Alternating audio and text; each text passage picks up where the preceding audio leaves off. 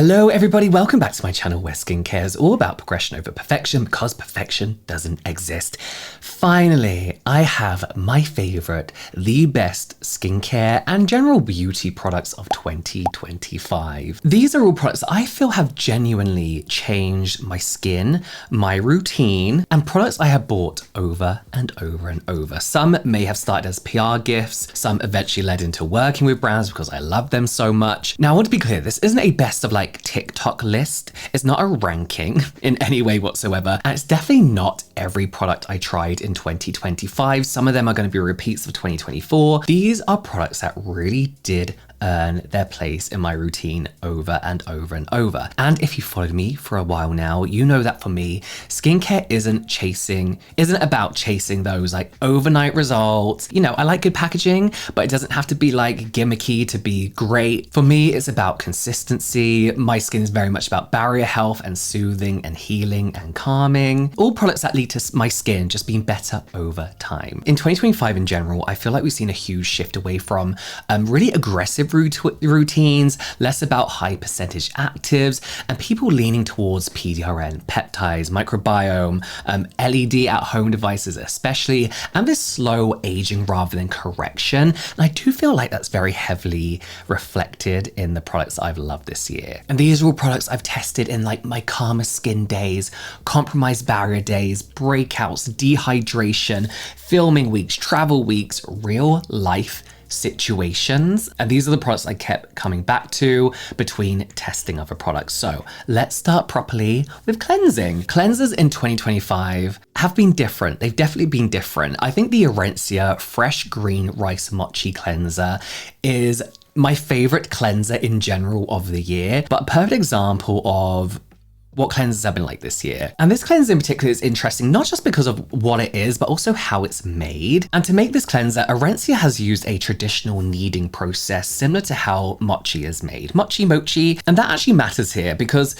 what they've done, I'll talk about this. They are a K-beauty brand, and K-beauty this year has opted for gimmicks and visual hooks, all because of TikTok, rather than producing products that give really good quality results. But Arencia have managed to do both. And they've used this mochi technique to not only have this like viral kind of gimmick, but it actually changes the way the cleanser kind of like works. It has this like density to it that is kind of like very soft butter. It spreads slowly, cushions the skin because you can use this as a mask as well. So it needs to be able to sit nicely on the skin without drying you out, but also you need to be able to take a little bit of it, foam it up and use it as a normal cleanser. And I feel like this mochi kneading process has done that perfectly. I find that a lot of these other mask to cleanser cleansers this year have just been a little bit like sticky.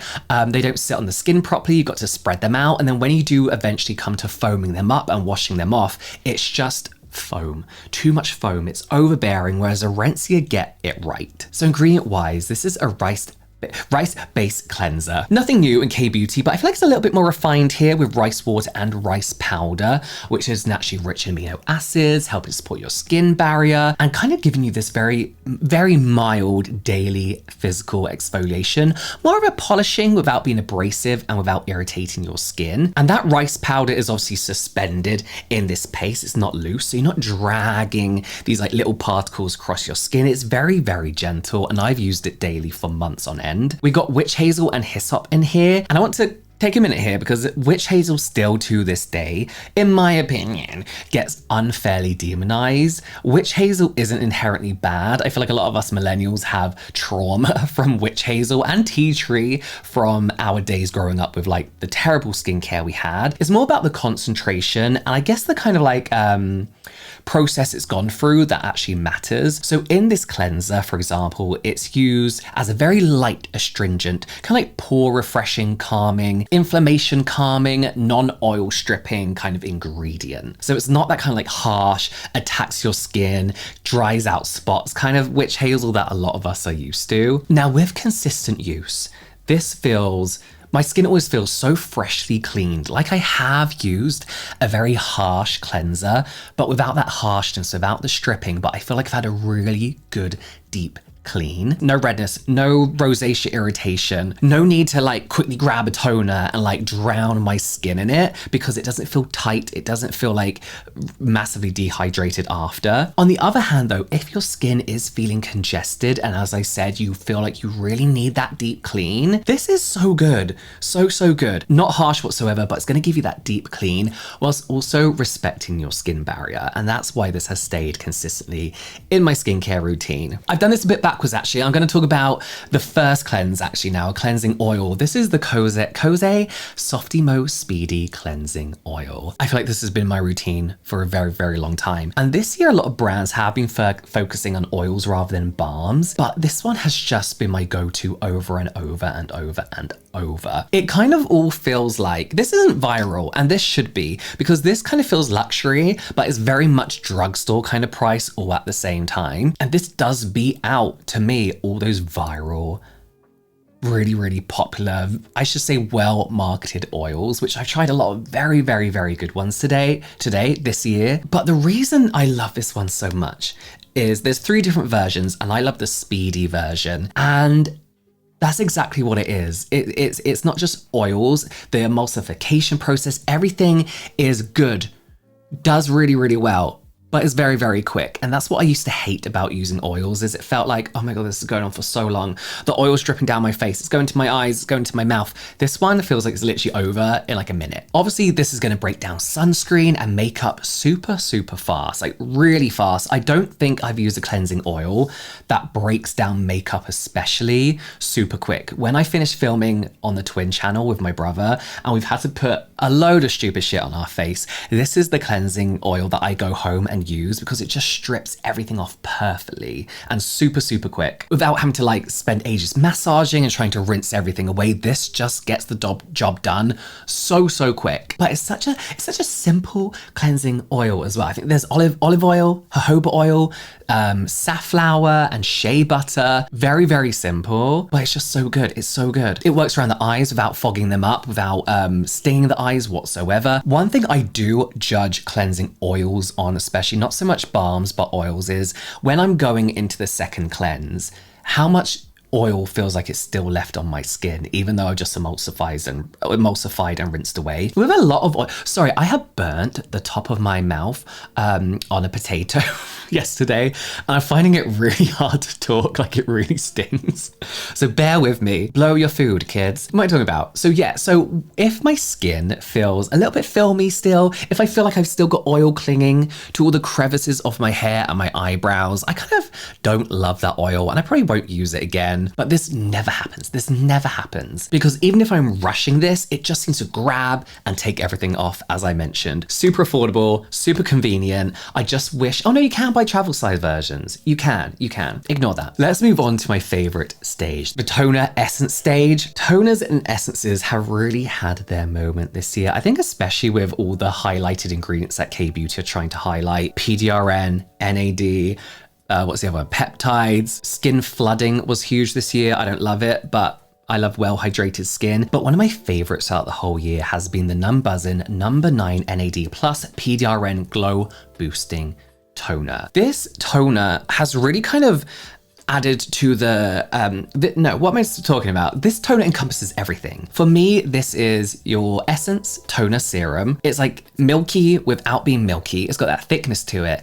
and it's well aging without being a horrible, boring stage that feels like you're using an outdated anti-aging cream. But also one of the biggest trends, PDRN. I feel like PDRN is very controversial right now. Let's talk about it. Derived from salmon DNA, as we know. When injected, this supports tissue repair, encourages healthier skin function over time. Topical PDRN, as we know, is not injectable level.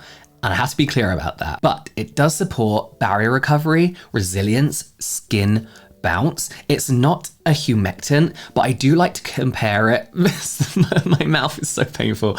I do like to compare it to collagen. Collagen molecules are too big to penetrate the skin, right? But they don't need to penetrate the skin. They can sit on that surface or slightly deeper with lower molecular weight collagen. Just plump out the top layer of the skin. And that's all PDRN needs to do as well right now, unless you get injected. Now, NAD is also a bit more of an interesting one, still very new. A lot of people are like, the research isn't not there, but it definitely needs more time. But again, really on a topical level, encouraging the skin to function better, overall hydration, barrier repair. We have 50 peptides in this toner too. Again, peptides don't replace collagen in the skin, they kind of signal it. But again, in this formula, very nicely hydrating and plumping too. And this texture, as I mentioned, is essence-like, but also milky toner-like all at the same time. It has this like violet shimmer to it, which at first I was like, I'm not trying that because it's got fucking mica in it. I was like, I'm not doing it. But that's actually the ceramides in here. These ceramides have this like shimmery shift to them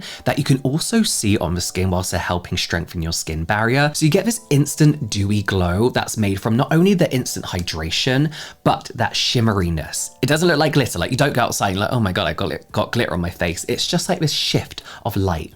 That's very, very nice. This is a toner for combination skin, dull skin, stressed out skin, skin that needs replumping, skin that's looking just like tired and needs reawakening, but it's just so hydrating. I mentioned skin flooding earlier, and people are putting up to 7 layers of different toners and essences on their skin. The 7 skin method was too much back on the day, which was reusing your one toner 7 times, but now people are overdoing it. And I feel like a toner like this can stop all that because 1 layer of this toner feels like 3. It's incredibly thick in a light way. You have to use it to know what I mean. And it feels like it's wrapping your skin in this hydration barrier.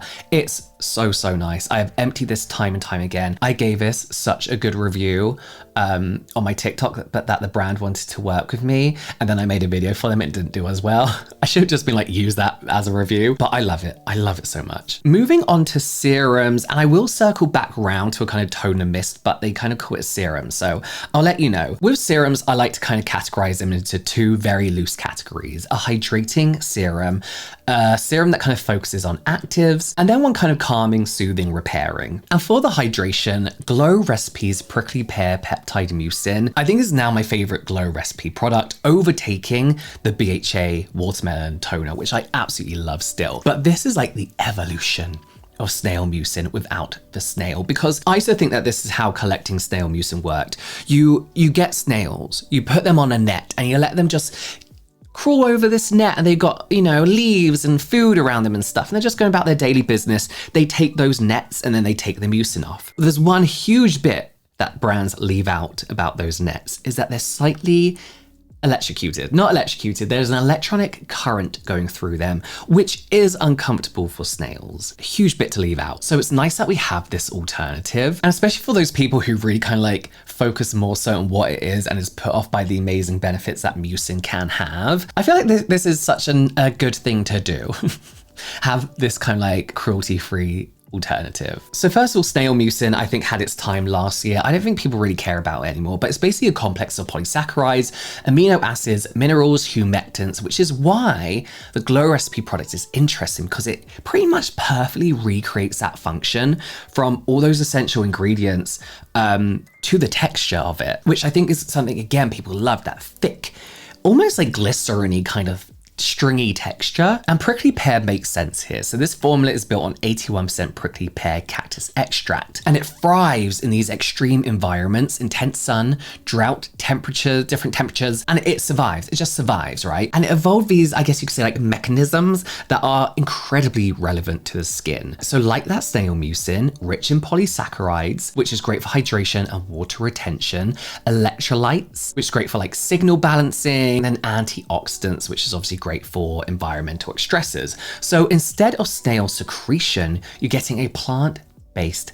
barrier support system. That is very, very similar to snail mucin. Looking at the exact composition here, Glow Recipe actually did this so well. I feel like I'm talking in circles here. What I'm trying to say is Glow Recipe has managed to mimic snail mucin so well, with those 12 minerals and electrolytes, magnesium, potassium, calcium, sodium, helping your skin basically better hydrate itself as well, or making your skin look healthier and not just feel hydrated and look wet. 9 vitamins, not ascorbic acid heavy, non-irritating, but you're getting vitamin C in more of a supportive role than kind of like it's a vitamin C serum, if you know what I mean. B vitamins for barrier support, vitamin A as beta carotene, which is a gentle antioxidant antioxidant, vitamin E and K for protection and resilience. It's like a multivitamin for your skin. It really does do everything. And then they got amino acids, they got peptides. Amino acids really helping to restore skin elasticity, support,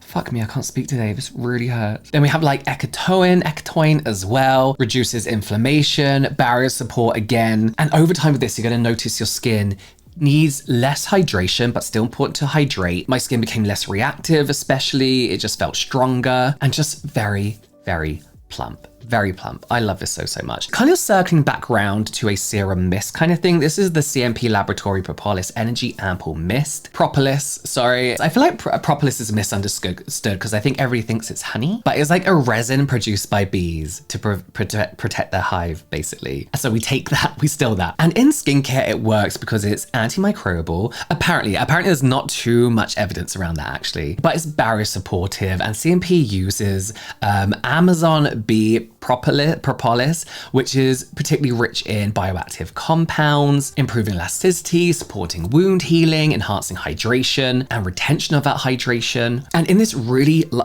in this really lightweight mist, you get this like nice hydrated glassy sheen, not glass skin and not overly dewy. It's such a nice lightweight but really hydrating mist. You may know I'm a fan of like water in a can. This is like that, but with actual benefits. Hyaluronic acid, hydration, panthenol, barrier repair, betaine, reducing inflammation. It's just a nice mist that if you like toning in between stages of your skincare routine, adding that hydration back into your skin, this is perfect because it's so light. It doesn't bog your skin down with too much wetness. Just a nice layer of rehydration over and over and over. It's ultra fine as well, so you don't have to spend ages patting this into the skin. If you like toners, but you hate the patting and the waiting for it to absorb and then doing the next one, blah, blah, blah, this ultra fine mist is such a good way to add that hydration without the need to wait. Okay, let's move on to, I guess, like the more active kind of one, but still nice and repairing and great for easily irritated skin.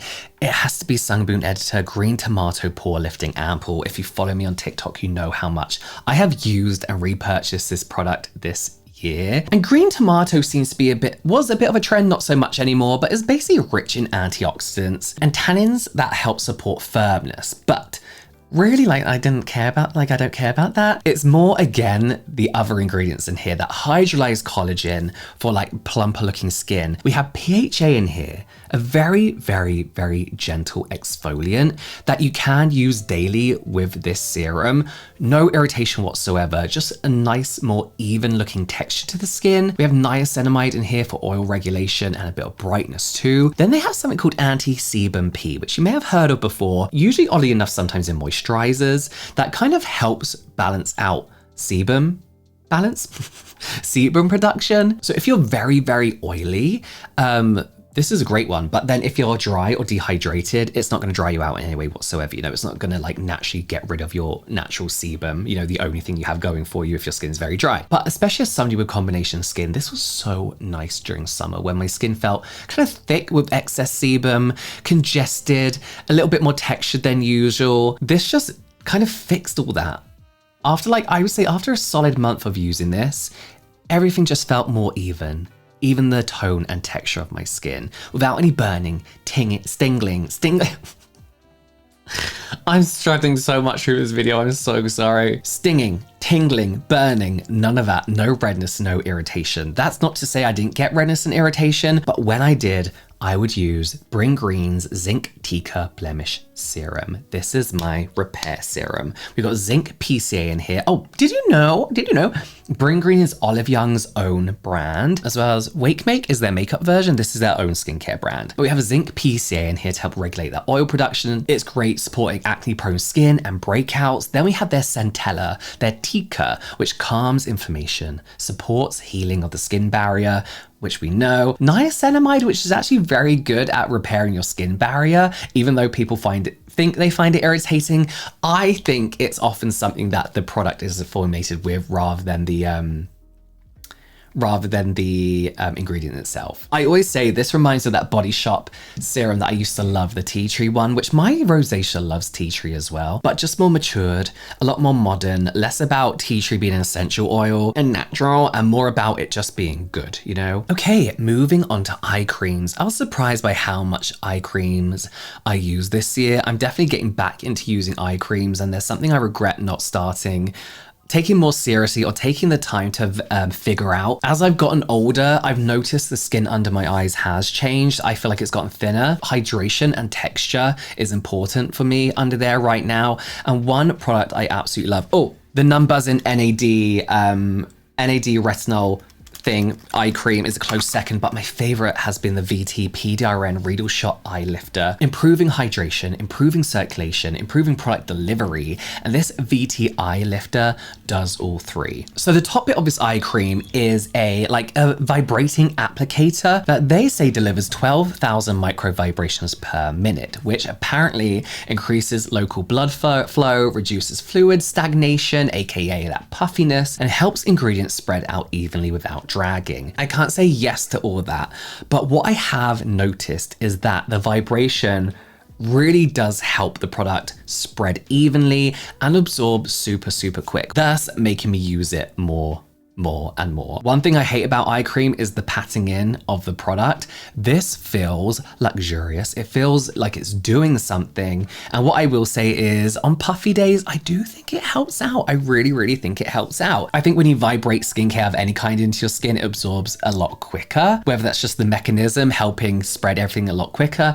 I don't know. It's doing something, and I love it. Now they say they have the Teca Reedle in here, which I don't feel at all. We know that VT's Reedle Shot has these kind of like little micro spicules that help ingredients penetrate the skin, but I don't feel it whatsoever in here. I don't really even know if it's in here, I'll be honest. But then we have Phyto PDRN Panax plus Gold Collagen. And the PDRN again in here is about that bounce to the skin, the hydration of the skin, long-term resilience. All in all, kind of like just making everything look a little bit tighter, a little bit bouncy, a little bit more hydrated, which is what my crepey under eyes are starting to need. Then we have Ceramides and hyaluronic acid for hydration, that plumpness again, tranexamic acid and glutathione and niacinamide for brightness. Perfect for when you are looking very physically tired, you feel tired, makeup under your eye isn't sitting right, is all creasing up. And what I love about this as well is this doesn't migrate. I feel like even when I sometimes get too close to my eye, which, you know, eye cream's kind of meant to go around the bone area,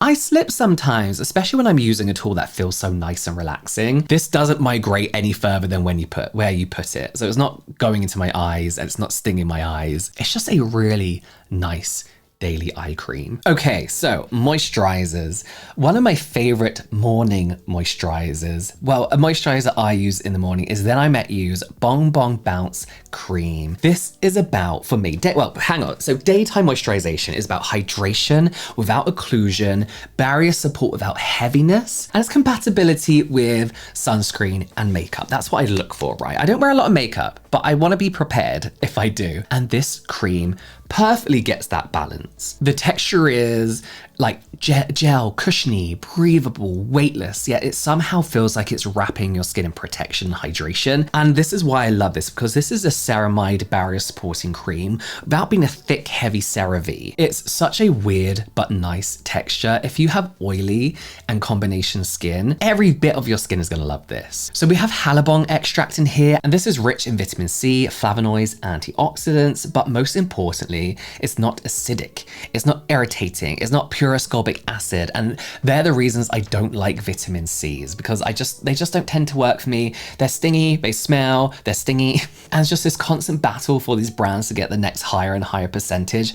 Doesn't fit my skin at all. But in this cream, it brightens gradually, it supports your skin barrier and skin tone, whilst also caring for it too. We also have sea buckthorn oil in here, which, if you know the cleansing balm, gives this cream that's natural, kind of like, I guess you could say like marigold color, whilst also providing omega fatty acids for barrier support. We have squalane in here too, and ceramides, just giving us that moisturization, the mimicking of our natural lipids to really stop transepidermal water loss, moisture loss in general, and ceramides to help reinforce that skin barrier. We have honey in here as well. Again, a really nice humectant. Yeah, it makes everything look like rebalanced and bouncy and again, hydrated without being too much, without being too thick and without being too light. It's just the perfect in between. PM. So my night cream moisturizer is about repair, replenishment, preventing transepidermal water loss. Not necessarily actives. I feel like I used to look for actives in my night creams, but I don't really. And this again isn't just a night cream. It's a cream I use morning and night sometimes.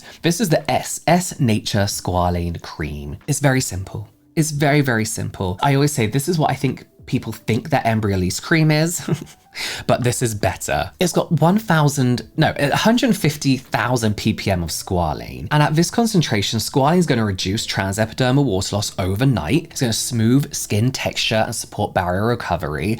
And then we have a Quaxel glucose, which is glucose and xylitol. However, people have told me that recently they've repurchased this and the Quaxel isn't on the ingredient list anymore.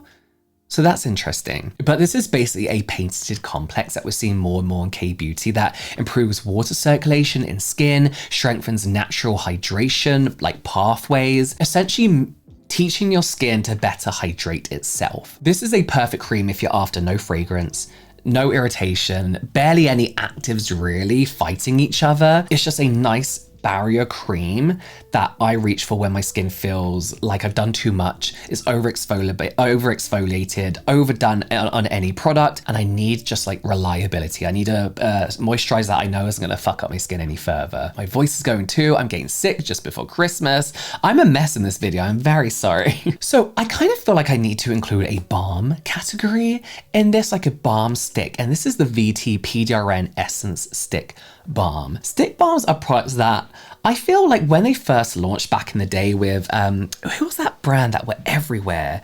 I did a sponsorship with them. They did that, oh, not Yada. They're like a pink stick balm. Everybody really just thought they were a gimmick, but I do think they really do solve a real problem. I feel like they're perfect for areas of the face that just need moisture. Those areas that lose moisture faster, crease more, or don't need a full cream layer as well. So balms like this are great for precision, like precision moisturizing and hydrating where you just need it that little bit extra. Now, VT tend to use a plant-derived PDRN called ginseng, deriving from ginseng, helping to support elasticity, dullness, fine lines. Then we have ceramides for the skin barrier as well in here. Then we have sunflower seed oil and shea butter, which gives us that occlusion without the heaviness, which is why I love this balm. I can use this under my eyes. I can use it in the corners here and here when my skin does get really dry. And I usually have a lip balm category, but this has been my favorite lip balm. It's just, you can just use it everywhere. Again, great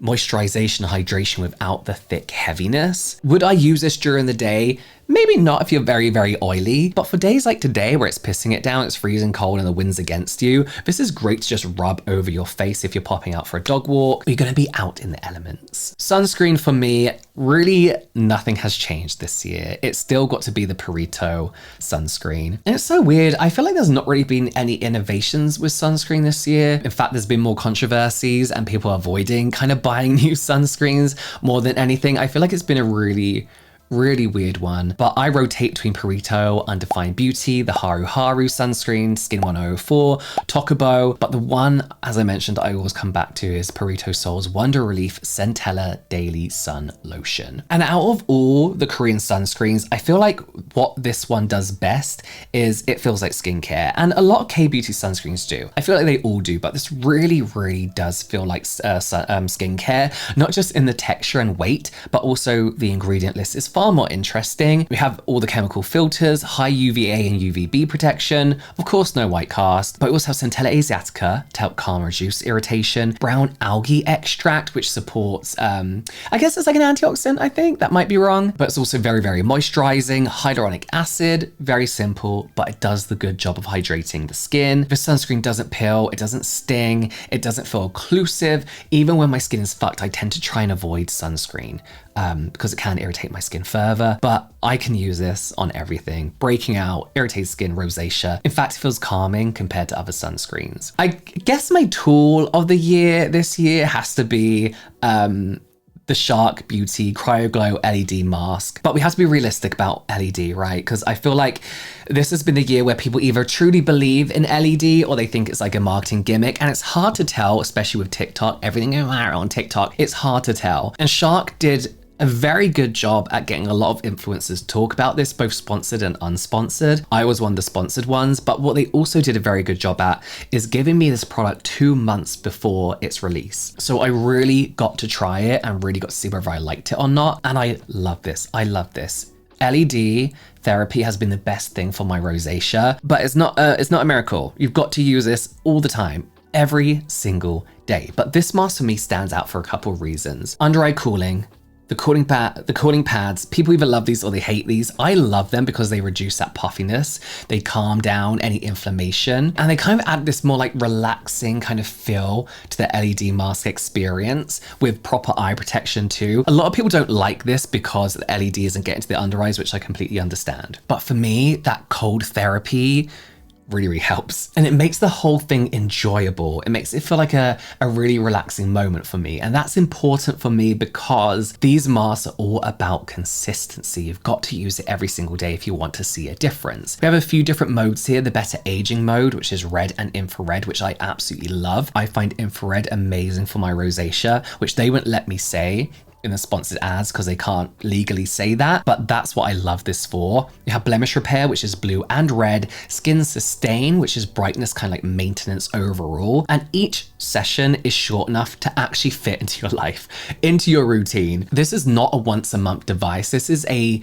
daily device. And this works great because you can strap it onto your face. It's got a clip for the little tool and you can walk around using this. And you're not sitting around for ages waiting for like half an hour for this to do, which is why I never used to use it. It used to take way too long. LED therapy in general, I have a really expensive, I guess like clinic quality LED device that I just don't use because I have to sit under it for half an hour. I've got to get it out from under the bed and prop it up and lay under it, and it just does not fit into my routine. I only have to use that 3 times a week, 2 to 3 times a week. But if you're not going to use it, there's no fucking point. So these LED masks, if you can use them for 10 to 15 minutes a day and go about your business using them, you're far more likely to use that than something crazy expensive, right? That's what I found anyway. One of my favorite miscellaneous products of the year is Ilso's Super Melting Sebum Softener. I have gotten so many people onto this, like followers, other influencers, because it's so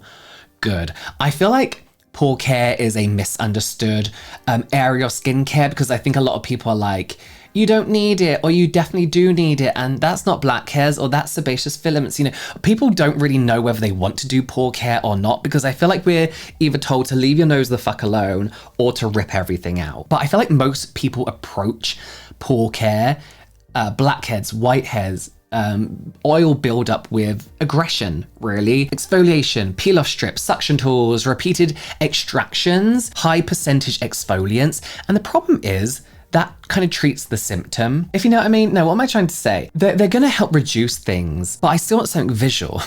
I want something immediately visual that actually does something good for my skin as well. And also Super Melting Sebum Softener kind of has it takes a whole different approach. So you have to soften everything first and remove gently. And that's why I feel like it does such a great job and why you see good results without any other after irritation. So sebum inside the pores isn't liquid. Over time, as we know, it oxidizes, mixes with dead skin and skin cells, it hardens into like these compact plugs, right? And once that happens, no cleanser is going to dissolve that. No oil pulling is going to do that. Ripping at it can damage your skin. It could be very easily irritated, even though I do love like a once a month peel off strip. But the Ilso Sebum Softener is designed to loosen and kind of like liquefy that hardened up sebum, making blackheads easier to remove, reducing, I guess, trauma to the pore. So what you do with this is you put a cotton pad, a very thin pad, usually like a nose-shaped one, that comes with the product on your nose. You pour this liquid on, you leave it for 10 to 15 minutes, peel it off, and you scrape very, very gently. Not even scrape, you run a tool along your nose and the sebum just comes out. And this is with their Sebum Remove Complex. It took me a while to figure out what this was. Part of me thought it was going to be something really harsh to be able to do this, but it's really not at all. Their complex works by kind of like breaking down the lipid structure of sebum, softening keratin plugs, allowing it all to slide out rather than be pulled and ripped out of your skin. And that complex is, okay, so papaya and papain. These are like enzyme exfoliants, and they provide basically a very gentle version of exfoliation to remove dead skin cells with minimal irritation compared to acids. And these enzymes, they say, work by digesting protein bonds between dead skin cells without lowering pH aggressively. So we're not drying anything out, we're not irritating anything, making it great for sensitive skin, people with rosacea, people who are prone to like breakouts, people who can't tolerate frequent acids. This exfoliation is just so gentle. And then they pair that with calming and barrier supporting ingredients, including Centella asiatica, Hoitiana cordata, which is antibacterial, calming, chamomile flower extract, which is soothing,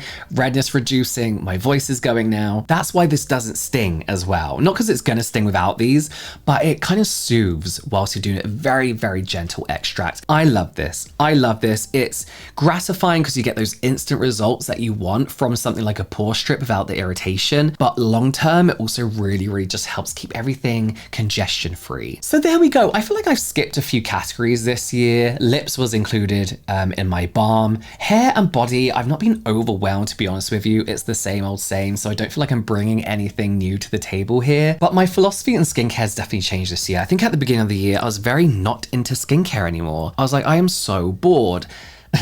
And then honestly for me, VT kind of kick-started my love for Korean skincare again, getting back into the excitement of why I love especially K-beauty to begin with. The innovation that is tittering, bordering on being very gimmicky nowadays, but still exciting and innovative. I feel like overall this year has just reignited my love for skincare. So I'm gonna have to stop now because I'm slowly dying, but thank you so much for watching today's video. All the products will be linked in the description box down below. Let me know your best product of the year, your favorite, your most used in the comments down below, and hopefully I'll see you next time.